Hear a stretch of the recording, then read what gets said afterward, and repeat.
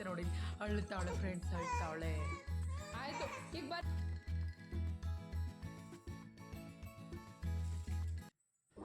Hi friends, welcome back to Sushma Kutumba YouTube channel.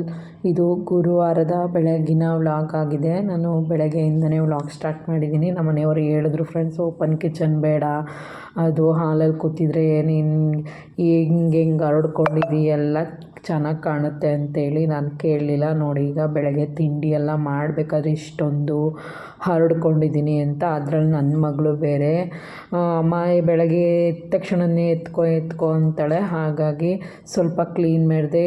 ಇದು ಮಾಡಿ ಪಾತ್ರೆ ಎಲ್ಲ ತೊಳೆದಾದ್ಮೇಲೆ ಹಿಂದೆ ಸ್ಟೋವ್ ರೂಮ್ ಹತ್ರ ತುಂಬ ಚೆನ್ನಾಗಿ ಗಾಳಿ ಮತ್ತು ಬಿಸಿಲು ಬರುತ್ತೆ, ಅದಕ್ಕೆಲ್ಲ ಡ್ರೈ ಆಗಲಿ ಅಂತ ಹೇಳಿ ತೊಗೊಂಡೋಗಿ ಹಿಂದೆ ಇಟ್ಟೆ. ಅಲ್ಲಿ ಡ್ರೈ ಆದಮೇಲೆ ತೊಗೊಬಂದು ವಾಲ್ಡ್ರೋಬ್ ಒಳಗಡೆ ನೀಟಾಗಿ ಆರ್ಗನೈಸ್ ಮಾಡ್ಕೋಬೋದು ಅಂತ ಹೇಳಿ.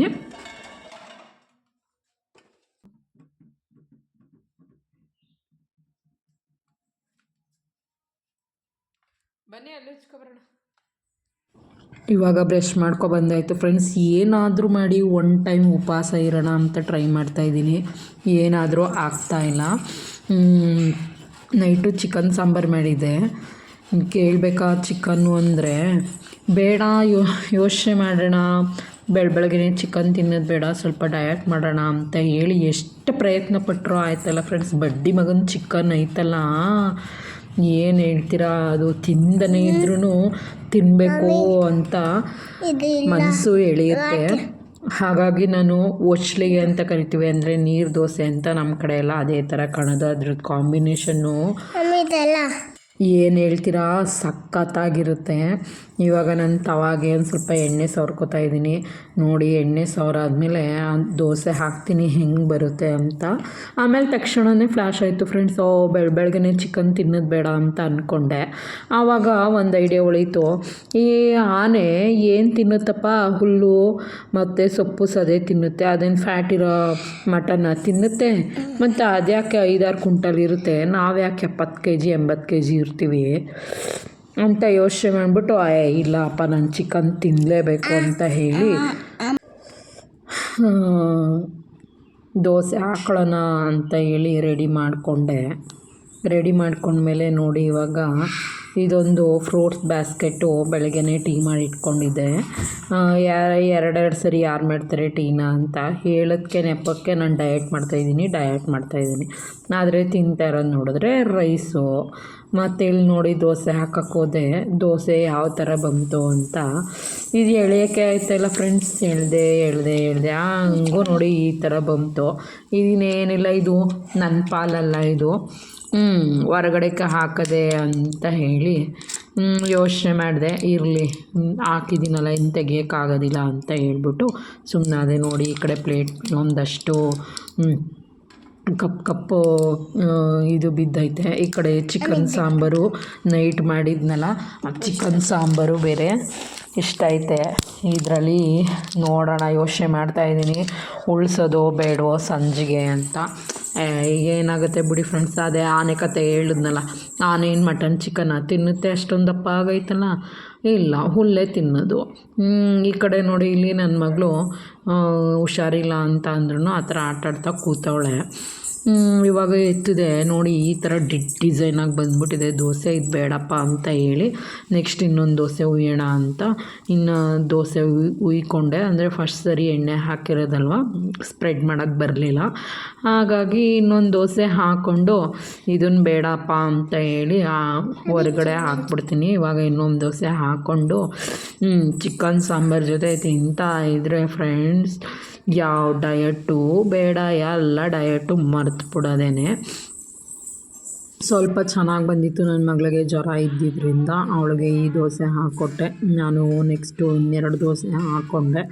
ಅಂದರೂ ಯೋಚನೆ ಮಾಡಿದೆ, ತಿನ್ನೋದೋ ಬೇಡವೋ, ಮಧ್ಯಾಹ್ನಕ್ಕೆ ತಿನ್ನೋದೋ, ಡಯಟ್ ಮಾಡ್ತಾಯಿದ್ದೀನಲ್ಲ ಅಂತ ಹೇಳಿ ಇಲ್ಲಪ್ಪ, ನಾನು ಡಯಟ್ ಮಾಡಿದ್ರು ಪರವಾಗಿಲ್ಲ, ನಂಗೆ ದೋಸೆ ಚಿಕನ್ ಸಾಂಬಾರು ಬೇಕೇ ಬೇಕು ಅಂತ ಹೇಳಿ ಇವಾಗ ಮತ್ತೆ 2 ದೋಸೆ ಹಾಕ್ಕೊಂಡು ತಟ್ಟೆಗೆ ಚಿಕನ್ ಸಾಂಬಾರು ಮತ್ತು ಚಿಕನ್ ಪೀಸಸ್ ಬೆಳಗ್ಗೆನೇ ಆದರೂ ಪರವಾಗಿಲ್ಲ ಅಂತ ಹೇಳಿ ಹಾಕ್ಕೊಂಡು ಇವಾಗ ತಿನ್ನೋಕ್ಕೆ ಕೂತ್ಕೊಂಡೆ.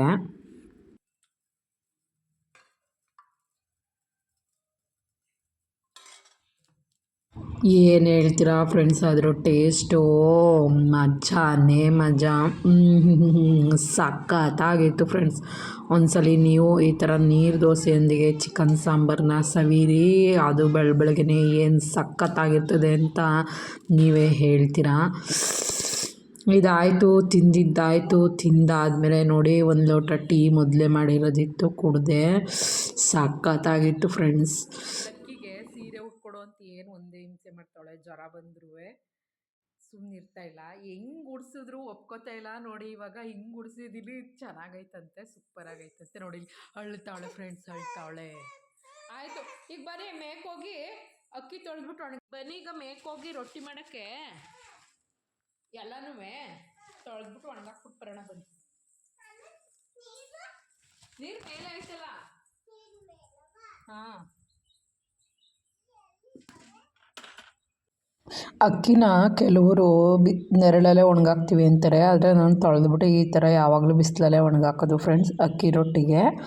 ಮತ್ತು ಇದರಲ್ಲಿ ಕೋಡ್ಬಳೆ ನಿಪ್ಪಟ್ಟು ಎಲ್ಲನೂ ಮಾಡ್ಕೋಬೋದು. ಈಗ ಇನ್ನೇನೋ ಸಮ್ಮರ್ ಬಂತಲ್ಲ, ಮತ್ತು ಮಕ್ಕಳು ಸ್ಕೂಲಿಂದ ಬಂದ ತಕ್ಷಣ ಏನಾದರೂ ತಿಂಡಿ ಕೊಡಮ್ಮ ತಿನ್ನೋಕ್ಕೆ ಅಂತಾರೆ. ನಾನು ಹೊರಗಡೆ ತಿಂಡಿ ಎಲ್ಲ ತಿನ್ನಿಸೋದಷ್ಟು ಕಡಿಮೆ. ನಾನು ಏನೇ ಮಾಡಿದ್ರು ಮನೇಲೇ ಫ್ರೆಶ್ಶಾಗಿ ಮಾಡಿಕೊಡ್ತೀನಿ ಮಕ್ಳಿಗೆ ಇಷ್ಟಪಡೋ ಥರ. ಹಾಗಾಗಿ ಜಾಸ್ತಿನೇ ಅಕ್ಕಿ ತೊಳೆದಾಕ್ತೆ. ಇಲ್ಲಿ ನೋಡಿ, ಇಲ್ಲಿ ಬಾಲಗುಂಚಿ ನನ್ನ ಮಗಳು ಜ್ವರ ಬಂದ್ಬಿಟ್ಟವೆ, ಬೇಡ ಕಣಪ್ಪ ಮೇಗೆ ಬರೋದು ಅಂತ ಹೇಳಿದ್ರು. ಬರ್ತೀನಿ ಅಂದ್ಬಿಟ್ಟು ಬಂದ್ಬಿಟ್ಟು, ಅದು ಸೀರೆ ಬೇರೆ ಉಡ್ಸ್ಕೊಂಡವಳೆ. ನೋಡಿ ಇಲ್ಲಿ ದೊಡ್ಡವರಾಗಿ ಇಟ್ಕೊಂಡು ನಾವೇ ಸೀರೆ ಒಂದಿನ ಉಟ್ಕೊಳ್ಳಲ್ಲ, ಇವಕ್ಕೆ ವೇಲಲ್ಲಿ ಬೇರೆ ಸೀರೆ ಬೇಕಂತೆ ಫ್ರೆಂಡ್ಸ್. ಅಕ್ಕಿನ ತೊಳೆದು ಹಾಕಾಯಿತು. ಇದೆಲ್ಲ ಒಣಗಾದ್ಮೇಲೆ ಮತ್ತೆ ನೀಟಾಗಿ ಎಲ್ಲ ಕ್ಲೀನ್ ಮಾಡಿ ಇನ್ನೊಂದು ಸಲ, ಯಾಕಂದರೆ ಗಾಳಿಗೆ ನಮ್ಮದು ರೋಡ್ ಸೈಡ್ ಮನೆ ಆಗಿರೋದ್ರಿಂದ ಧೂಳೆಲ್ಲ ಬಂದು ಕೂತಿರುತ್ತೆ. ಮತ್ತು ಎಲ್ಲ ಕ್ಲೀನ್ ಮಾಡಿಬಿಟ್ಟು ಮಿಲ್ಲಿಗೆ ಕೊಟ್ಟು ಹಿಟ್ಟು ಮಾಡಿಸ್ಕೊಂಡು ಅದರಲ್ಲಿ ಸ್ನ್ಯಾಕ್ಸು ಮತ್ತು ರೊಟ್ಟಿ ಮಾಡ್ಕೊಂಡು ತಿಂದರೆ ಮುಗೀತು. ಇದನ್ನು ರೊಟ್ಟಿ ಮಾಡೋಕ್ಕೆ ಅಂತಲೇ ಹೇಳಿ 2 ದಿನ ಕಷ್ಟಪಟ್ಟು ಒಣಗಿಸಿ ಮತ್ತು ಹಿಟ್ಟೆಲ್ಲನೂ ಜರಡಿ ಆಡಿ ಸ್ಟೋರ್ ಮಾಡಿ ಇಟ್ಕೋಬೇಕು. ಎಲ್ಲರ ಮನೇಲೂ ಇದು ಮಾಡೇ ಮಾಡ್ತಾರೆ. ಕೆಲವರು ಈಸಿ ಆಗಲಿ ಅಂತ ಹೇಳಿ ಹೊರಗಡೆ ಅಕ್ಕಿ ಹಿಟ್ಟನ್ನು ತರಿಸ್ತಾರೆ. ನನ್ನ ಪ್ರಕಾರ ಅಕ್ಕಿ ಹಿಟ್ಟು ತರಿಸಿ ರೊಟ್ಟಿ ಮಾಡೋದಕ್ಕಿಂತ ಈ ಥರ ಅಕ್ಕಿನ ತೊಳೆದ್ಬಿಟ್ಟು ಪೌಡರ್ ಮಾಡಿ ಇಟ್ಕೊಂಡ್ರೆ ನಮಗೆ ಯಾವಾಗ ಬೇಕು ಆವಾಗ ಎಷ್ಟು ಬೇಕು ಅಷ್ಟು ಯೂಸ್ ಮಾಡ್ಕೋಬೋದು ಅಂತ ಹೇಳ್ತಾ ಈ ವಿಡಿಯೋನ ಇಲ್ಲಿಗೆ ಎಂಡ್ ಮಾಡ್ತಾಯಿದ್ದೀನಿ.